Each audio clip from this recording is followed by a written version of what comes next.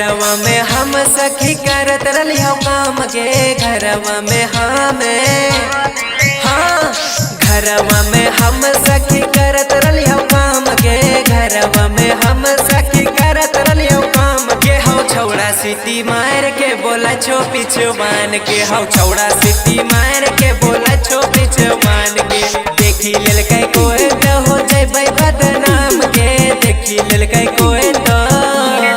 साखी देखी लेलकै कोई तो हो जइबै बदनाम के देखी लेलकै कोई तो हो जइबै बदनाम के हौ छौड़ा सीटी मार के बोला छो पिछवान के सुरजा सीटी मार के बोला छो पिछवान के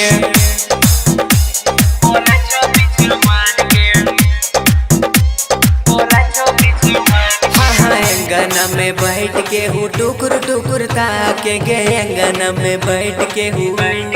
साथी अंगना में बैठ के हूँ टुकुर टुकुर ताके नयन ओने देखे खाली हमरे ओरे झांके के हमरे ओरे झांके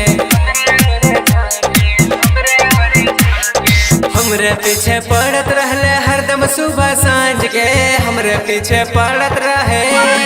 साथी हमरे पीछे पड़त रहले हरदम सुबह सांझ के हमरे पीछे पड़त रहले हरदम सुबह सांझ के हौ छौड़ा सीटी मार के बोला छो पिछवान के लोकेशवा सीटी मार के बोला छो पिछवान के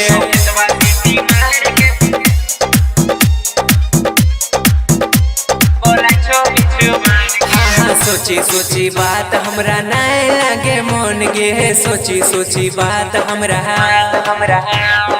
सोची सोची बात हमरा नहीं लगे मन गे यह सोची बात हमरा नहीं धसे अन गे नहीं धसे अन गे